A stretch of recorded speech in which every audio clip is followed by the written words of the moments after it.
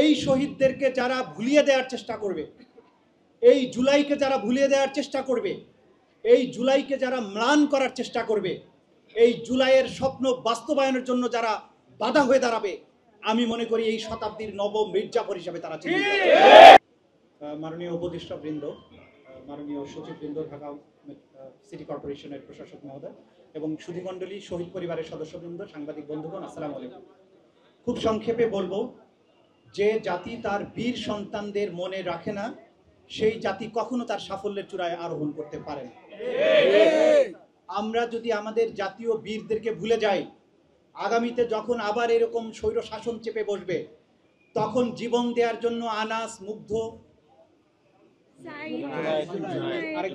জুনায়েদ এদের মতো যারা আছেন, তারা কিন্তু জীবন দিতে এগিয়ে আসবে না।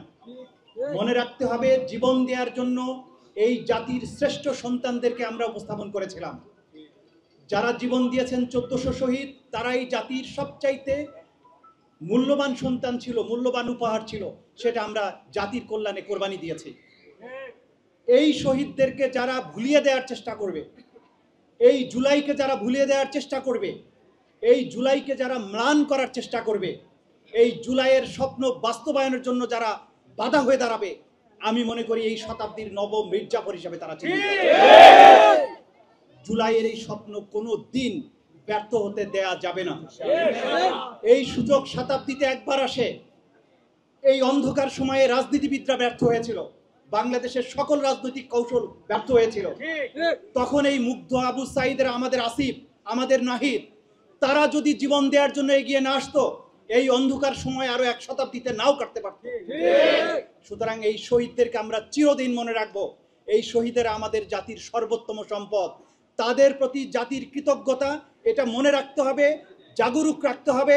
আগামী প্রজন্ম প্রয়োজনে আবারও জীবন দেওয়ার জন্য রাজপথে যাতে নেমে আসতে পারে, সেই জন্য এই শহীদদেরকে আমাদের মনে রাখতে হবে। এই ঋণ কোনোদিন শোধ হবে না। আমি একজন প্রসিকিউটর হিসাবে, চিফ প্রসিকিউটর হিসেবে আপনাদের আশ্বস্ত করতে চাই, অপরাধী যারা ছিল তাদের বিচারের মুখোমুখি করা হয়েছে। বিশেষ করে চানখারপুলে 5ই আগস্টে যে 6 জনকে হত্যা করা হয়েছিল, তাদের বিচারের চার্জ গঠনের আদেশ হবে আগামী 14 তারিখে, এবং তারপরে 5ই আগস্টেই প্রথম সাক্ষ্য গ্রহণ শুরু হবে। এবং আমরা যারা নির্বিচারে পাখির মতো মানুষকে প্রত্যেকেই বিচারের মুখোমুখি করবো ইনশাআল্লাহ।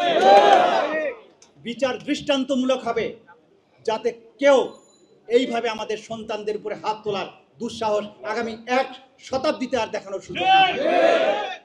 আপনাদের প্রতি আমাদের কৃতজ্ঞতা। জাতি হিসাবে আপনারা আমাদের পাশে ছিলেন, আছেন। শহীদদের এই স্বপ্ন বাস্তবায়নের জন্য যা যা করা দরকার, স্বপ্ন বাস্তবায়ন পর্যন্ত আপনারা সাথে থাকুন, সেই প্রত্যাশায় আমার কথা এখানে শেষ করছি। খোদা হাফেজ। বাংলাদেশ জিন্দাবাদ।